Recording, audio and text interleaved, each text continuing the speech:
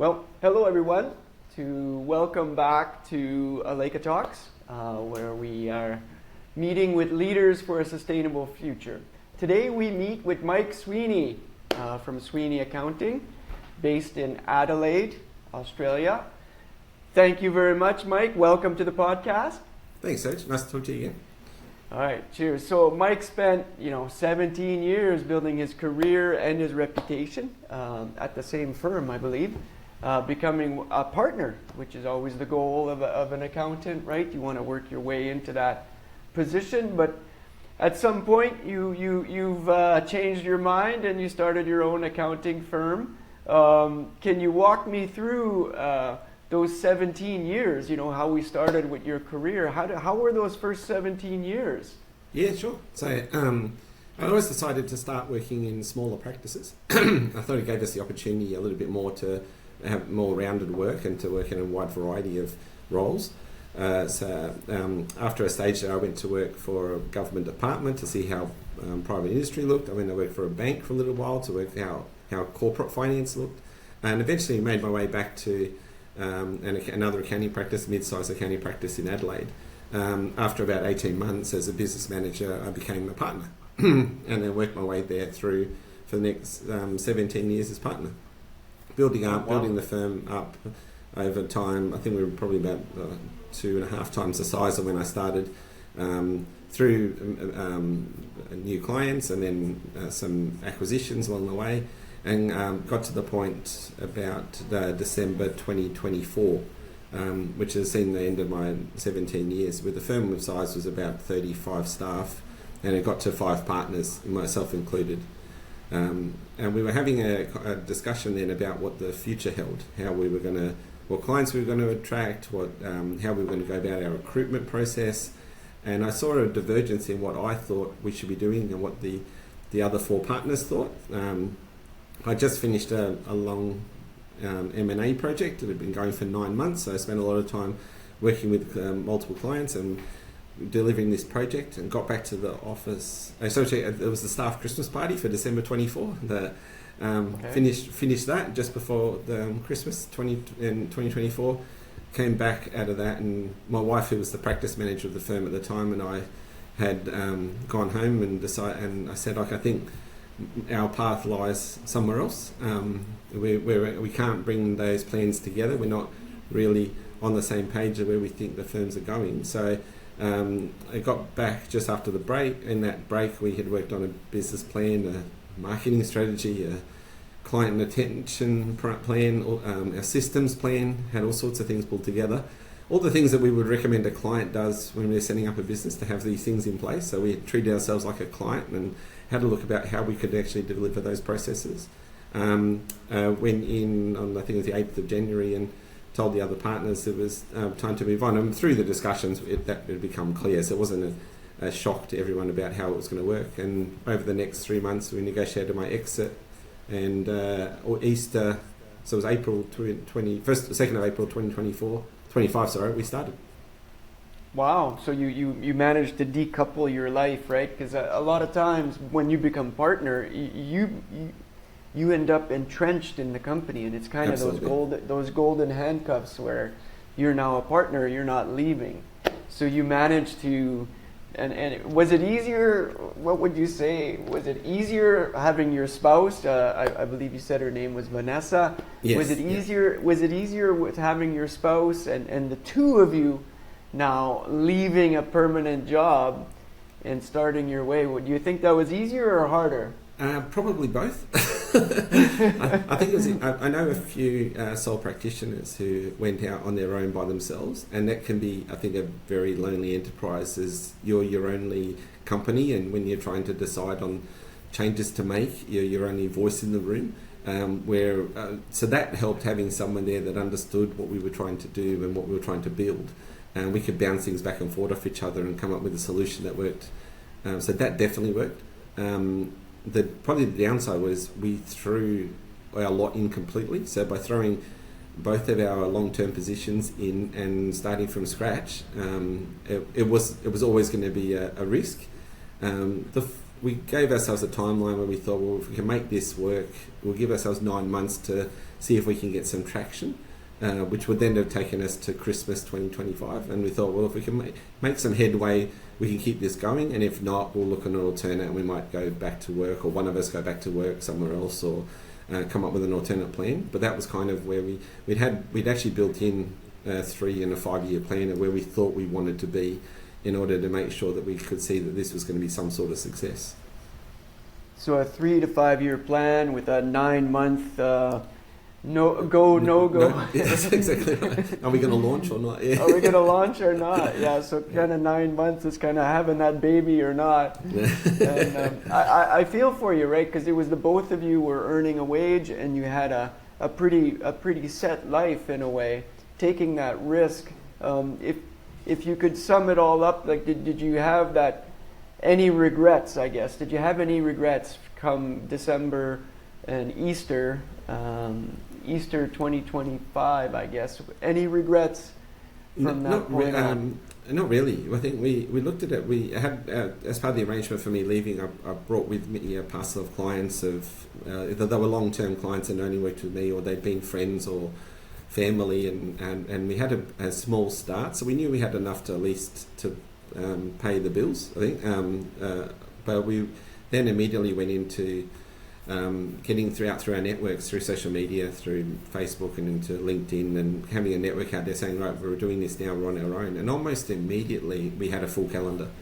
I think I pretty much spent all of April just doing business development work, making contacts, following up feedback that we'd had or links that we had to other people. And by the end of June, so we'd only been operating for 3 months, we were immediately profitable.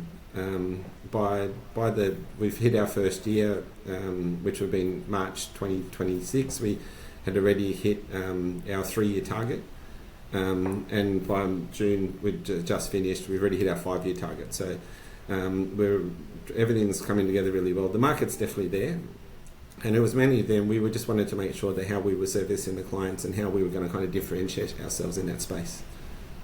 That's great news. Always happy to hear how an SME is doing well, and you take that chance. You take a risk as a small to medium enterprise owner, and I'm glad to hear that. So, what would you say? The growth, was it referrals? Was it just the timing? Like, I know there's a whole retiring generation of accounting, Is that a healthy market to set up shop in then, do you think? I think it is. I think 90% of our clients comes from referrals. They're all, we have networks with lawyers or financial planners or other consultants in that space. We also decided what we could do well and what we couldn't. So when we brought the services to market, we're focusing on the SME management and taxation space. When we go into audit, was a complicated, challenging market, so we stayed away from audit, but I have audit partners that I can refer to, and we stayed away from the self-managed super funds, the retirement planning space as well, and I have contacts in that industry. So we then set up referral program back and forward, that we can then pass work back and forward. I know the work that they do, I know the quality of the work that they do, and I can get confidence in that when I pass a client to them, they're going to get looked after. And equally, we have inbound clients, especially from the financial planning space, that are just looking for something different. They're looking for contact, they want some proactivity, they want something that they're not currently getting. And so we can just build that into our processes and make sure that we're keeping them happy on that part. Great. I'm happy to hear that. So you know what you're good at. So stick with what you're good at, essentially, is the message there.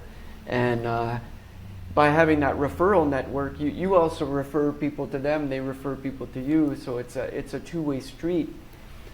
So I'm happy to hear that as well. Yeah, it's also that on the area, we couldn't spread ourselves too thin. In the start, there was only the two of us. We have now the third. We've managed to hire extraordinarily well, so we've got another person that's joined us, and we have someone who had joined us part-time for a particular project, and they were extraordinary at what they did as well, so we could focus on what we did well and have the systems built around us to be able to make that happen. If we'd spread ourselves into these other services, which we would do infrequently and not be able to scale up, we knew that we couldn't compete on a level that would achieve the same sort of results we'd be getting in those areas. So by consolidating our focus a little bit, then we just could focus. We were using, was it the scalpel, not the sledgehammer, that to do the work that we were trying to do. Yeah. Yeah, no, that's a good expression, scalpel, not sledgehammer. But you're also coming from a company that had, 35 staff and fairly well established, obviously, in 17 years there, and you're a partner and everything else. So you were coming from something bigger that could do more. Absolutely.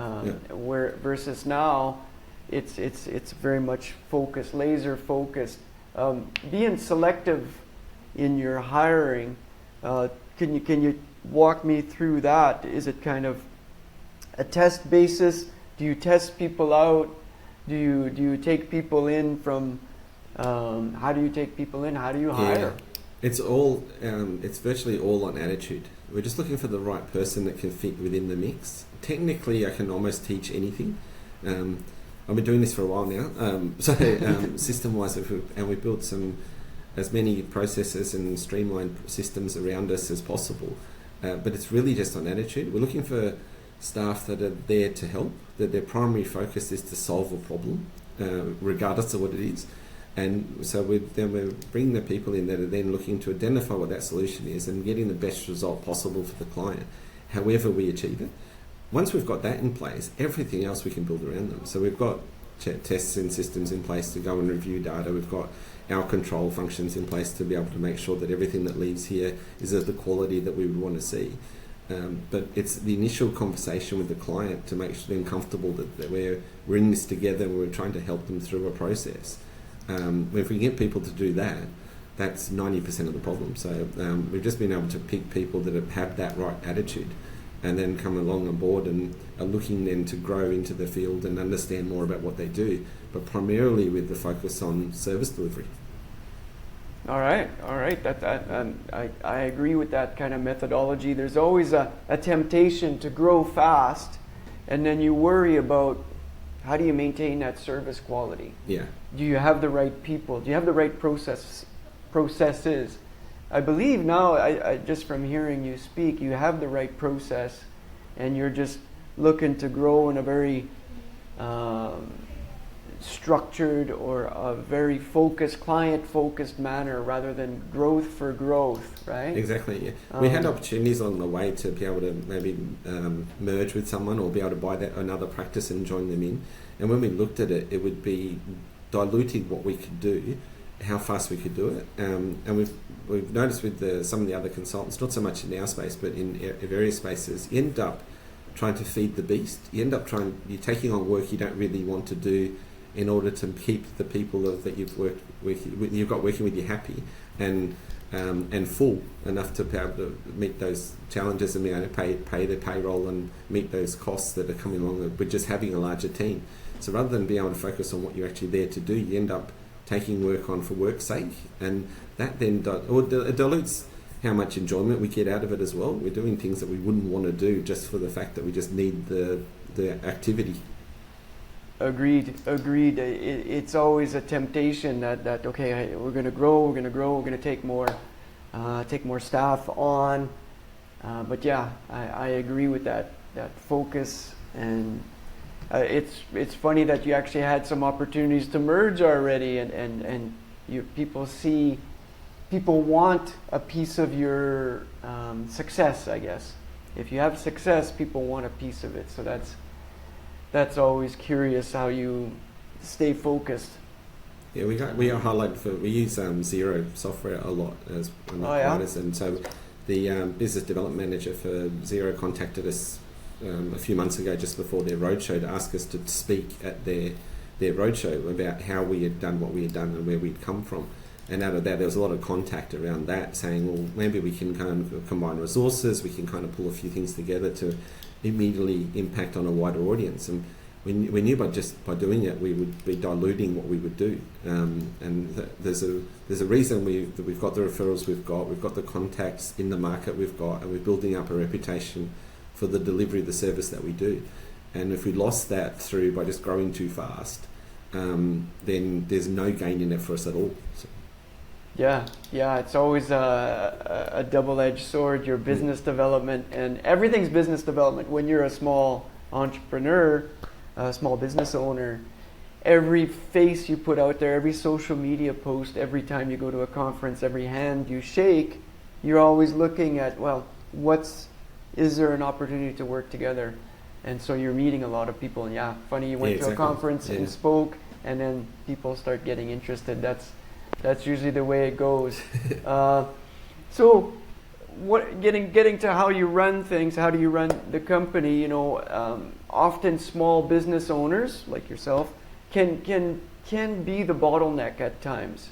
How do you stay involved, make decisions, both you and Vanessa, as the leaders of the company, but at the same time, you only have so many hours in a day, and I believe you've got a family. So what would you say, how do you maintain not being the bottleneck in the company? I think there's a lot of work that gets done on the workflow side of it. There's a lot of the bottleneck comes from the fact that if you don't have the systems in place to be able to confirm that you're meeting all your targets, you're completing all your tasks as they come up, then there's always that risk that you're constantly on edge, not making sure that you haven't let something slip through the cracks. So the systems we've got sync with all our data. We only use in one database. Everything syncs to one database. If we make a change, we know that then that flows through to all our systems without having to divergent systems across the processes with different results on it. And our workflow is a lot of it's calendar driven. So as the new tasks are created, they're left on a log. We know the tasks for virtually the next 12 months that are going to come up with each client, from their compliance activities to their management reporting to their audit requirements, their board reporting. All of those things are milestone driven. And then by just knowing what we need to do at any one moment, takes a lot away the noise about picking up and dropping work all the time. And by taking out that, there was so much time that would have been wasted passing files between each other. Whereas we know that I can do something to a certain state, I hand it to Vanessa to do the next stage, she'll hand it to Dana to do the final stage, but it's electronically passed around rather than files just left in limbo. And if you look at your requirements list for the week, I know exactly what I'm going to be doing this week, when it needs to be done by, and the commitments. And then we include in there our business development and just general communication tasks in there as well. So I haven't talked to this client for this month, or I haven't reviewed their reports with them, or I knew that they were about to do something or considered buying an asset and I wanted to talk to them about it, so I make a log about that. And we just keep that then ticking along to know that you don't have to keep all that in your head to manage the business. And by leaving that out, that saves a lot of time. I hear you. That's a great way to work, and it's kind of your standard operating practice, I guess. Even just a calendar, like my calendar now, with the team as well, and with clients and with meeting people for the podcast, it just got too much. So now I've really automated on Google Calendar, for instance. Exactly. Just the meetings.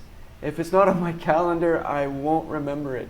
There's just too many things when you're into 3 or 4 things in a day.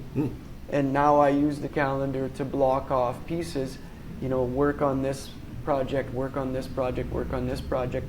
So now my calendar is getting full of what am I doing right now? So I come in and I know, used to be, I still keep a book, I keep a book every day, but it's one of those things where even the book, you can't keep track anymore. No. So we publish my calendars available through our website. So client, rather than the older methods of clients having to contact someone in admin to be able to find the space, to book the date, to work out what the question was, to work out what you wanted to talk about.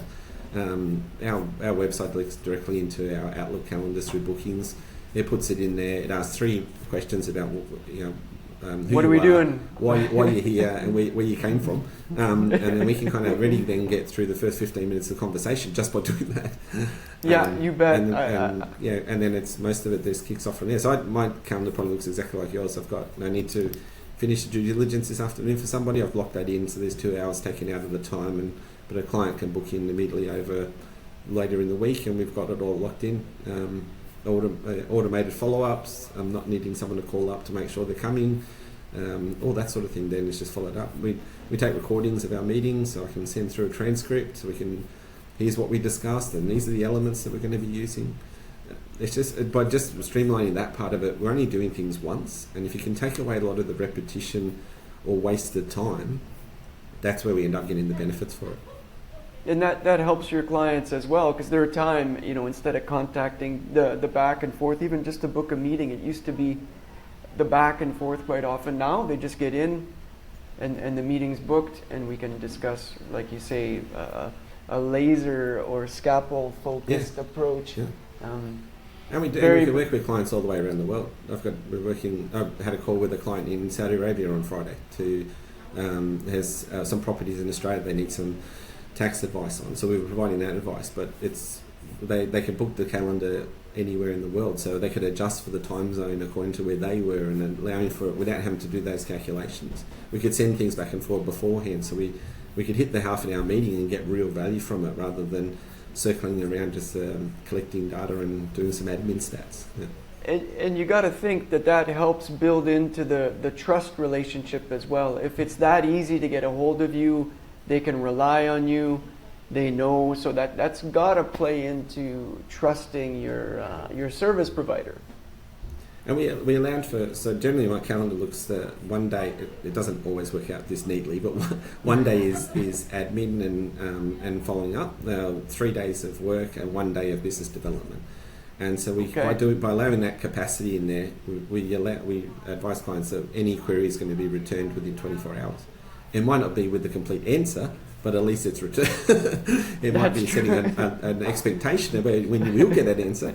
But so we can, by allowing that space, we then can build that into it, knowing that we can guarantee that. And responding fast enough was a lot of the feedback we were getting about the reason why clients were changing accounts. So we wanted to make sure we had a system built in place that we could then account for that, saying, well, that's what they're looking for, let's build it so that we can make sure that is the case. Yeah, so speedy feedback was one of the reasons people leave their service provider, right? You don't feel important, and they can't trust you. And it's not that they're being demanding, it's just that maybe they aren't as organized. And I fall victim to that quite often. I need it last minute. And it's not because I'm demanding it from you, I'm not being rude. It's like I have left it too long and now I need an answer.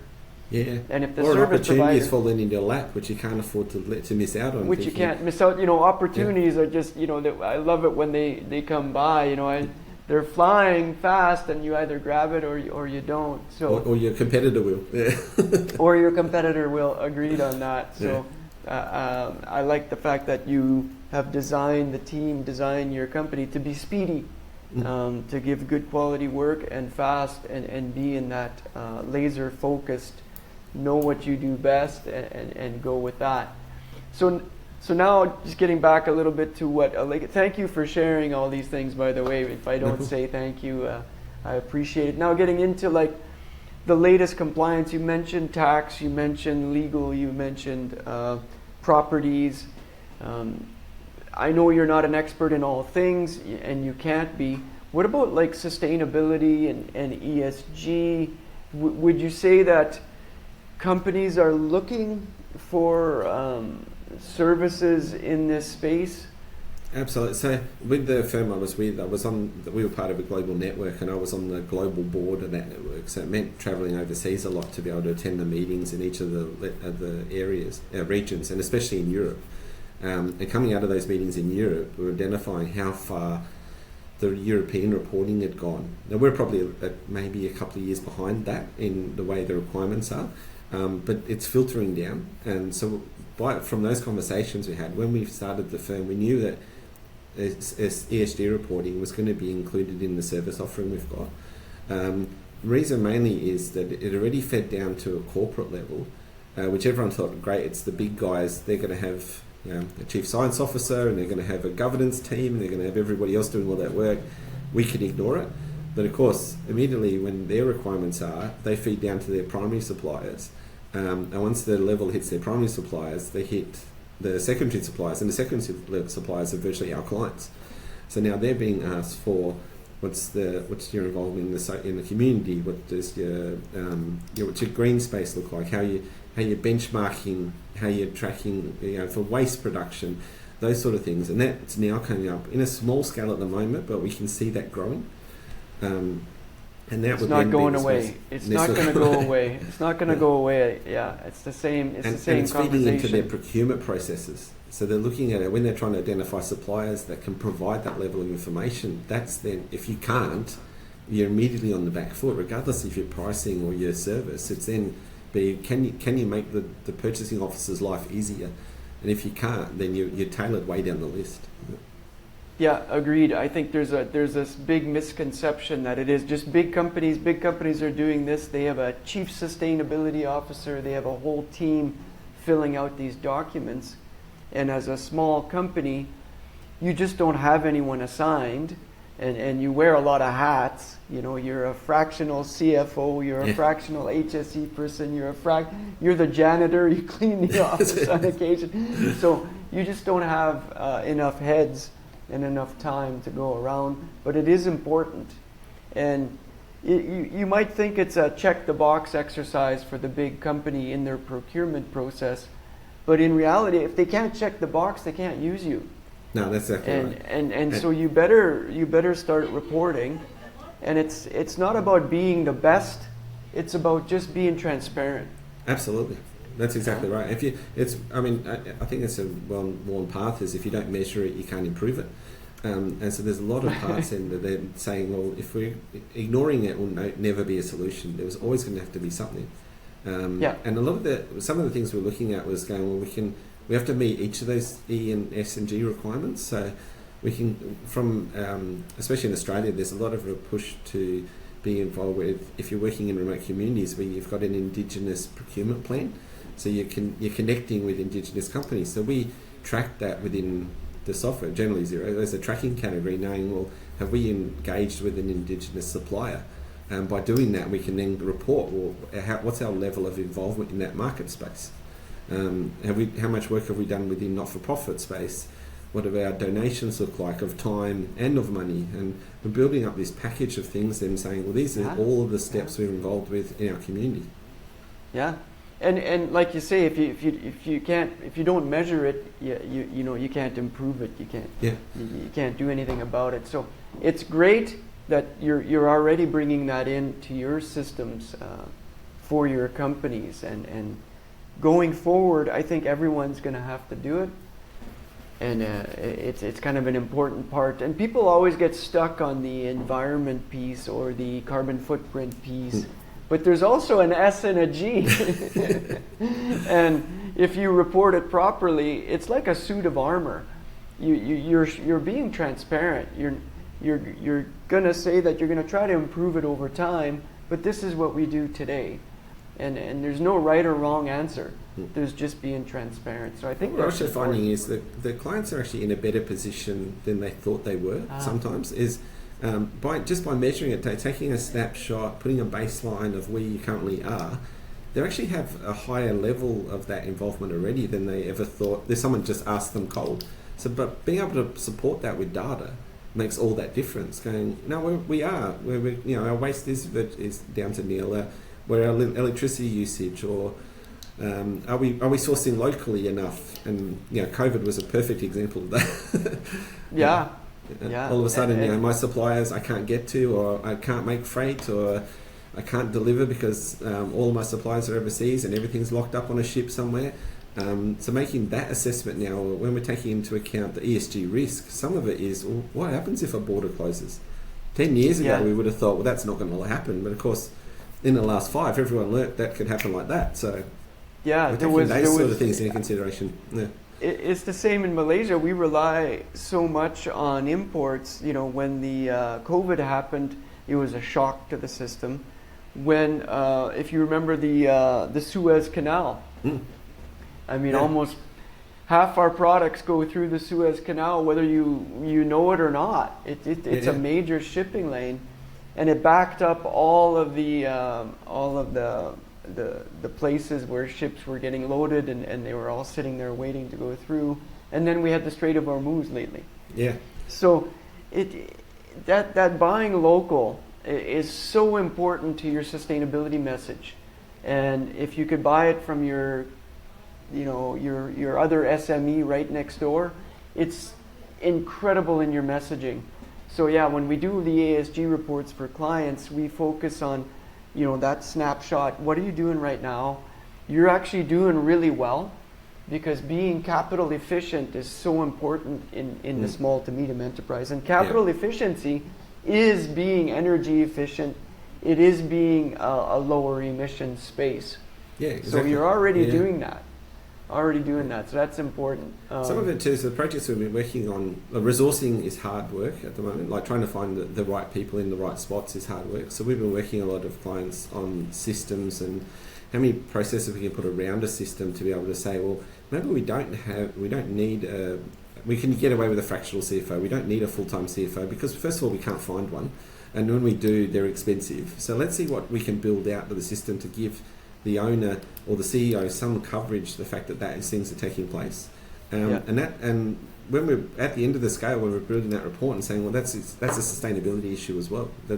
If we can't find the person to fit in those seats, you can't deliver your service. You don't continue. So then we're looking about, well, what can we build then around it to give some level of protection to a human resource part of it as well. And then in employment and recruiting, the employees have an option to work for so many positions. If we can now advertise the fact that we are doing that ESG reporting, we're maintaining a balance of what our social and governance and impact on the community is. We're taking into consideration our environmental and green responsibilities as well. That's now just one extra level of another feather in the cap to go, well, I'll work for you other than for the guy down the street. Yeah, agreed. It does attract. Maybe those next generation, whether it's millennials or anyone interested in trying to do better. Yeah, exactly. Right. And it seems more exciting. It just seems more interesting. It's more interesting to all professions if you can slip in some sustainability aspects. So I do think it's a challenge to hire good people. And people that want to get involved. And often our day-to-day work is quite mundane. It's quite mundane quite often, but there's those elements of that inspire you to work harder, right? Yeah, exactly. And it might be the social dimension, the S in ESG. I know you get involved. I know you have a family and you get involved in, I think, basketball, is it? Yeah, up until probably 3 years ago, I thought I was going to make the NBA, but they never called. So, they never called you. No, I think I figured out pretty early on that my playing was limited to C-grade social, so I decided to get involved in the governance space. So I've sat on boards and committees at virtually every level of basketball, from the state sporting organisation all the way down to the local club level and designing it. And in the last 2 years, I've been working with Adelaide University Sports. We've had a merger of two universities here, which has been a massive project, and so out of that, then the sports group sits just outside the university, is connected but not part of the university, and had to go through all those changes around it and working out how we merge clubs and how we bring teams together, and then all the financial impacts of that. So it was a big project, but like you said, it's using the skills we've got, but it's in an interesting method. So our involvement in higher education wouldn't necessarily have been there. Our involvement in sport at that elite level, I was never going to do it as a player, so I might as well get involved in some sort of level as an administrator, and it's been fantastic. I've really enjoyed it. Yeah. So that's kind of rewarding as well. When you used to work, as a partner in a company, but now you are Sweeney Accounting. So do you feel there's a difference there where you're representing, and maybe you can bring some of that entrepreneurial, standard operating practices for a small business? Do you bring that to the places that you volunteer? I think it's funny. I think I was talking to another sole practitioner last week and there's a lot of things that have come out about the Big Four in the last few months, just news stories that drifted through or implement things that need to be implemented on all accounts now as a result of something that the Big Four have done. And we were having this conversation and saying, I've actually got more in common with the bakery next door than I do with the Big Four. The Big Four. They're a smaller firm. They're in one location. They've got staff. They're probably at the same sort of level. We've got more in common with them than we do with the Big Four. So when we're going into these areas, like in higher education, or who's come from an academic position or their viewpoint. We're looking at it more from a business viewpoint, saying that's great, we want to be able to do those things, but how do we fund it, or how do we secure it, or how do we make sure that the students are running through these programs, that there's an evolution loop, so there's always constantly the next round of students coming through to be able to replace the ones that are graduating. And that's another sustainability issue. The club might only last because someone has a particular interest in it for the 4 years they're completing their degree. But how are we going to make sure that these things roll on forever by constantly refilling? Yeah, so it's like a small business. It is exactly so. You're always looking ahead, and you're always a little bit worried about what the future entails. And you're either growing or you're dying. It's really hard to maintain that balance. And there's 44 sports that are played, or clubs across the group as well. So if they don't come and join your rowing team, they could be going and join the water polo team, because it's in a booth right next door. Yeah, agreed, right? It's like who's singing and dancing enough to entice the students to come. And also just the fact that universities are merging. I think universities in general are having a hard time. I know I follow a few universities online, and clearly the first thing you notice is like, well, how are the sports programs at these unis? Because there's half the students are online now. That's exactly right. Or the ones that were relying heavily on international students. COVID did untold damage to that, about the programs then, and they forced the universities then to go online to be able to deliver those courses. But once you've done that, there's now no immediate rush to come back to face, because you're delivering what you were doing before. And so what we're selling them on the fact, but it's the connections, it's the community you're building, there's a whole stack of things that there is a reason to be involved in these clubs, and what everybody gets out of it. There's a whole alumni association that feeds around the clubs and things which would be a long-term benefit to be involved in. But if the alternative is, actually I can just watch it online and just achieve the same result, if that's what you've got offered to you, you take it. Yeah, agreed. I agree with that. That's one of the challenges of working from home as well versus going to university. So we're seeing a whole generation of professionals coming out of uni that maybe have not had the level of interaction that maybe you and I had, 20 years ago, 25 years ago, 30 years ago, when you learn a lot dealing with people face to face. Even if it's a professor, sometimes you don't agree with everyone around you, but how do you deal with that? So you're already coming out with some conflict resolution strategies that you've had to use over the years, versus today it's like you can just keep your mouth shut, you can leave the meeting, you don't have to say anything, you can be a keyboard warrior and then shut off. So there's no strategies there really. No. And I actually feel for the ones that are coming through the program at the moment, because the partners are at that level. They've been in the industry for, they started in 1992, so nearly 35 years of doing this. But we were handed we were taught a particular way. We were given, here's 200 bank statement pages. I want you to put all the little codes onto it and then process it. And I want you then to build up your knowledge of how the ledger works from that. But now, I get an AI bot to do that for me. Yeah, agreed. And sometimes the learning is in the gray area, like going down the rabbit hole. Is that really this? Does the tax code think it's this, or does the tax code think it's this? And so you read more. You end up reading more, even though it looks like a mundane task. You're actually learning, and we find that when we're doing our emissions auditing, is that which category is this, and how much knowledge do you need to know before you can split it into two buckets in a gray area. And what you put into the fuel bucket, I would put into freight, or what do you put into electricity, I put into fuel and gas, or something. It's things like that, which just everyone brings their own little attention to it, and then being able to streamline that, pull that out, and say, actually, when we're benchmarking, we want to compare apples with apples. So let's extract the data in a position we can actually do something with. Yeah, so the bridging documents, we need a lot of bridging work, because there's the 1974 tax code, there's the sustainable development goals, there's the emissions auditing, and they're all different buckets, it seems like.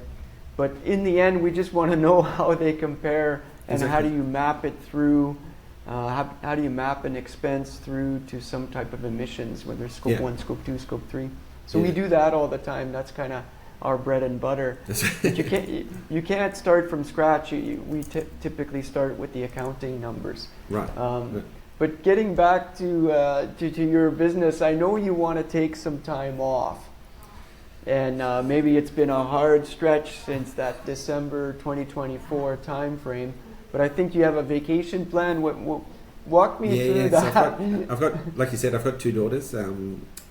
Claire's almost 18 and Eva's almost 16. And so we decided that actually we were supposed to go back in 2020. We'd been to the US. COVID, that's the heart of COVID. We'd been to the US for a conference in 2018 when Claire had turned 10, and so to make that even, we were going to Europe in 2020 when Eva had turned 10. Of course, we'd only just had a few things booked, and the world fell apart and all the travel's put off. And then in the meantime, they've got through school and they're getting further up and higher in education. And then we were looking at it then when we've started the practice, and we've been going at this for, all coming up to 2.5 years. So in that time, we didn't have the opportunity to do it. So we've decided that hopefully, Christmas this year, assuming there's no pandemic or war breaking out or anything. Just plan it. You can't predict the future. Just make a plan. And so we built the systems around it. Then to say we've got Dana here who'll take over the face-to-face work from most of that work. The Christmas season for us isn't super busy generally. There's normally a couple of weeks of a shut off. There's people are winding down towards the end of the year and then winding back up again in the early new year. So it's probably our lightest period, but we've. Oh really? We've got Isn't it year end? I always thought it was year end, and everyone's flat out in the accounting. So our year end is 30th of June.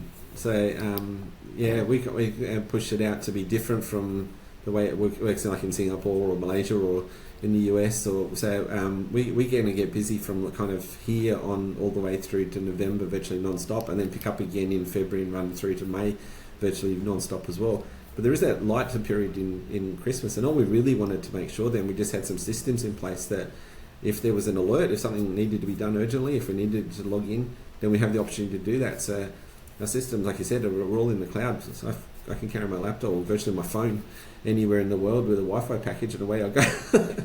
And the family can enjoy Europe. How many weeks do you think you're going to take off? Do you think? It's 6.5, right? We fly into London, we work our way through Europe and fly back from Rome. So that's the plan. And we've been there in Europe in summer before. So we've had, I think we had 40 degrees or something. We were in Rome for a couple of days when we went last time, of course. Now we're heading up to into Scotland where it might be 0. So Christmas season in Europe's super pretty if you go through. I'm very envious. You don't want to be there now. The heat wave is just crushing Europe right now. I think people are complaining, people are suffering, but Christmas time you can dress for it. It's fine. Because the world is global, so we've got clients or contacts or something in virtually every country. So if we wanted to reach out, we'll reach out to a few people just to meet face to face, which we haven't seen for a few years, and we'll do that sort of conversation as well. But the practice can, for the most part, can look after itself. We're at the point now where we're probably one person. We probably need close to one person to add on. So we've started the process of just looking out for it. But like I said, we decided earlier on that we're better off not hiring than bad hiring. We're just going to sit back and wait for the right person to meet all of our particular criteria and add them into the process. So you're setting up, the standard operating procedures, the clear remits every day, such that if you can extract yourself for 6 weeks as a small business owner, I think that's a level of success that not many business owners ever get to. And it's a conversation we have with our SMEs was around the value in their business is the fact that they can walk away from them and have them operate without them. If they're so embedded in it, then it drops the value, because then it will take someone to replace them identically to be able to keep that value in there. If they're looking for external value, they really need to have a process that can work without them. And that's what, so we thought, while we're providing that advice to our clients, we should probably listen to it ourselves as well. Agreed.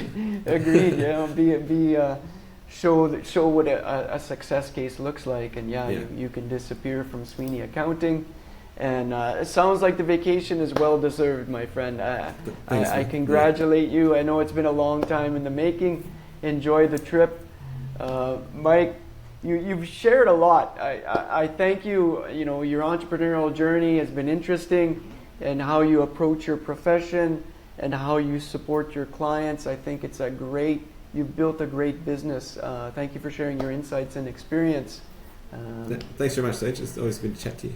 All right, so you've been very generous. I know your time is valuable. We appreciate you taking the time. And also, thank you to everyone watching the podcast. ALECA Talks is here for you. Until next time, keep leading for a sustainable future. And I'll catch you next time on ALECA Talks.